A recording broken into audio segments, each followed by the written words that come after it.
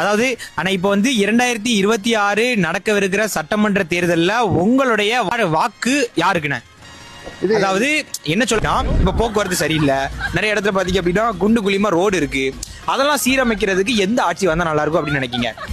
என்ன சொல்லுதுன்றது தெளிவா கேட்டுக்கோங்க. அதாவது இப்ப ரோடு நிறைய பேருக்கு இதா இருக்கு, நிறைய பேருக்கு நிலம் பட்டா இல்லாம இருக்கு, நிறைய போராட்டங்கள் நடக்குது.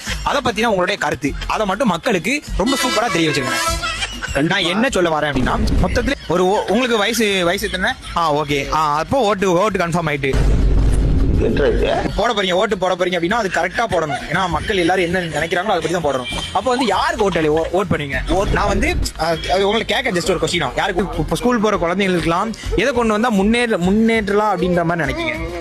ஆமா, கரெக்டா சொன்னீங்க. அதான் கரெக்டா அதான் சொன்னீங்க. மறந்துட்டு அந்த ஊர் அழிச்சு ஒரு விமான நிலையம் கட்ட போறாங்கன்றாங்க. அதை பத்தி உங்களுடைய கருத்து என்ன? ஓகே, நான் கரெக்டா சொல்லிட்டாங்க. ரொம்ப சூப்பரா பேசுனீங்கன்னா, இவ்வளவு நேரம் ரொம்ப செமையா பேசுனீங்க. ரொம்ப நன்றி. ஓகே.